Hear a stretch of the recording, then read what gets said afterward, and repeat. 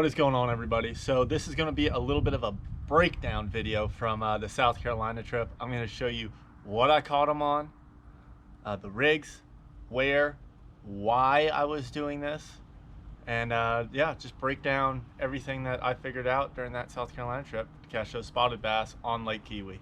All right, so the first thing I'm going to show you is the rigs, and we had two main rigs that really is what caught them. Like, we caught fish on a couple different things other than these two, but these were the main ones. So the first one I'm going to show you right here is a drop shot. A simple drop shot. You know, I'm throwing this on the TFO Walleye Series rod, the 7-foot medium. I really like this rod for the drop shots because it's super fast, super sensitive, and another reason I like is that little catcher like that right there is very easy to throw a drop shot on. If you can see that, and then holds the drop shot weight. So I got that rigged up with 10-pound Cortland Masterbraid, 8-pound Cortland drop shot leader. I'm using, let's see, a 1/4 ounce Woo tungsten, and the reason I know it's a quarter, they write it on the weight. Isn't that smart? But with that, I also had a 2-aught Weedless drop shot hook, and I was throwing a Houdini Shaky Shad by Gambler on here. I was switching it sometimes to another bait, which is this little Zoom Fluke Junior, Super Fluke Junior in a chrome color. I kind of would switch to that just when this bait, you know, after just throwing this one for a while, there was times where it felt like the bite slowed down and I'd pick this up. But whenever the bite was slow, I did get more bites on the Gambler. I also threw that chrome one a lot when they were schooling on the surface more.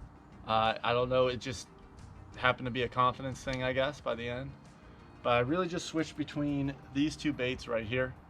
So one little strange thing I noticed when we were out there, so the Zoom, they make a great bait. They make this great little fluke and stuff like that, but they do not scent their baits as much as Gambler does. And one thing I noticed when they weren't schooling, if I got bit on the Zoom fluke, just working it slow on the bottom, it was a bite and they'd let go. If I got bit on the Shaky Shad, they bit it and they held it. I don't know if it's because it's different, it's softer. I really think though it has a lot to do with the bike scent that Gambler puts on their baits. And yeah, so that was the drop shot. Other rig was a Ned Rig. So Ned Rig right there, and this is actually kind of a non-orthodox Ned Rig where I put a Gambler burner worm and I cut it real short and I put it on there. And I was putting that on a 1/6 ounce Woo Ned Head with 8-pound Cortland drop shot leader and 10-pound Cortland Masterbraid. And this rod is a 7-foot medium TFO Inshore Series. About a 10 to 15 foot leader on this, and we do the same with the drop shot as well. But yeah, that was a simple rig, and then my dad threw this mostly. This actually caught our biggest fish of the week. He would just hop it down on the bottom and just hop it around real slow. And I think one thing that we had in our favor, spotted bass are very aggressive fish, and I think that tail kind of gave you that action of the bait fish, and we cut it down to be about the size of bait fish because they were schooling on little bait fish all around us. And I think that tail actually helped us get more bites because we did throw a traditional Ned Rig. I threw it with a cut Gambler Ace, you know, with a classic TRD, with a craw, and we only got bit one other time on a craw, but yeah, it was the burner worm that was the king. All right, so next I'm going to tell you about where we caught them. So if you've been to Lake Keowee before, there's this power plant on the lake, in the middle of the lake, and it has an output area where this hot water rushes through. Now, summertime, late summers as it was, you wouldn't necessarily think that the hot water is going to be the place to be, but the whole lake is hot, and what that did is created current, which creates air, and those fish would still stack in there. So that hot spot is what they call it there. Then it's a community hole. It really is. There's a bunch of boats that would come in and out, and I know we filmed 3 of the 4 days there, and basically all 3 days that were on Lake Keowee were there. And it wasn't the fact I didn't run to other parts of the lake and try all kinds of stuff. I spent most of the days trying different things. I think I caught 1 or 2 other fish on the main lake, and they would just come randomly. I had one on a hump and then one up shallow, and I do wish I tried up shallow a little bit more. I didn't quite do that enough, but either way, we found the one area that was loaded with fish, and we found a way to catch them. We were not seeing a lot of other people catching them, but we noticed a lot of people throwing shaky heads, full-size flukes, and just a lot of different stuff, top waters, and they just wouldn't come up on top water in that area. The one I did catch on a hump in the main lake did come up on top water, but that was about it. I mean, the main lake stuff was not there. The backs of the creeks wasn't really there. Tried a lot of different stuff, and hot spot, as I call it, really was the area. So you can see the hot spot here. I'm going to pull it up on a topographic map from my Navionics app.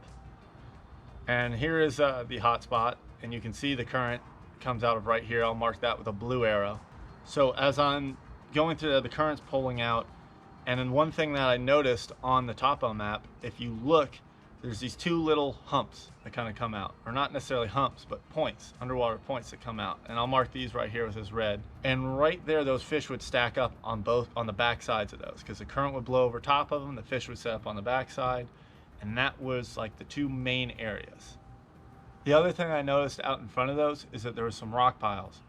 And the rock piles I noticed on my side scan while I'm up there fishing on the humps, and that was the other place that they would stack. What they do on those rocks, they get behind those, they'd sit behind them, and you'd really just work something slow behind it, and the fish would come up and hit it. So we caught them really in 2 different ways. So not just the baits, but also 2 different styles of working the baits. So when we were on the back side of those points, or on the rock piles, and we're watching the current come over them and stuff like that, we're throwing up current, and we're working our baits back with it, and the fish would come, you know, they'd be in their schools on the back side, and they'd set up on them properly, and that's how we would catch some. But certain times of the day, they were really schooling on bait fish a lot there, and when they were doing that, so when they would come up schooling, one of the baits that really came into play was the drop shot. And while this doesn't seem like quite a schooling bait, I'll tell you why. So what they would do was, the bait fish was small. That's why something like the Shaky Shad or that little Super Fluke Junior would work so good, was the fact that the bait fish was about this size.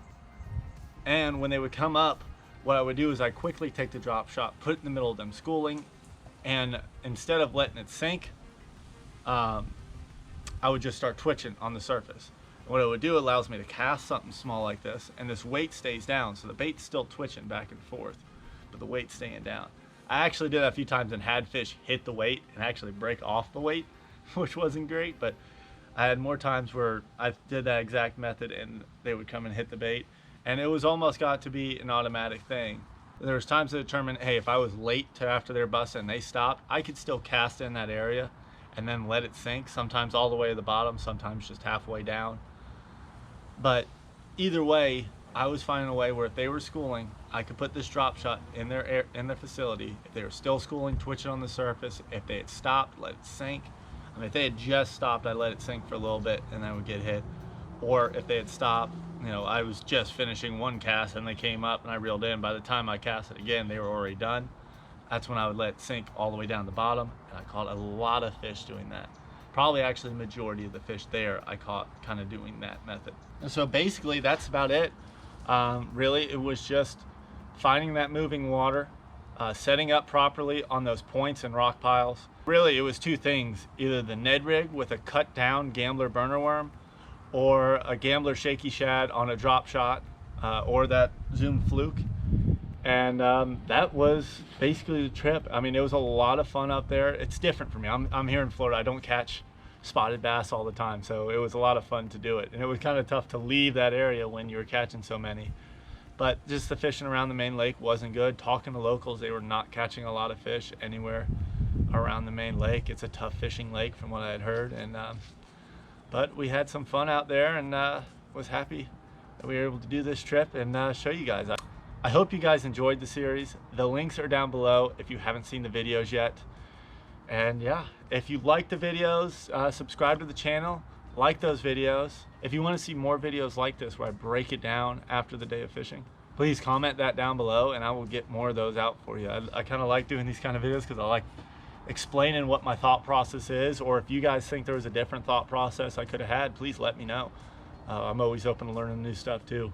So, and I'm learning spotted bass and the smallmouth more every time I go up there. So I'll be back up there again. In fact, I'm planning on going up in November, do some fishing on a few different lakes. I'm really gonna go up there and just spend every day fishing for like a week. I'm gonna do Keowee, Joe Cassie, Hartwell. I'm gonna go to Lake Toxaway, and I think there's a Lake Tougaloo up there too that I'm gonna go try.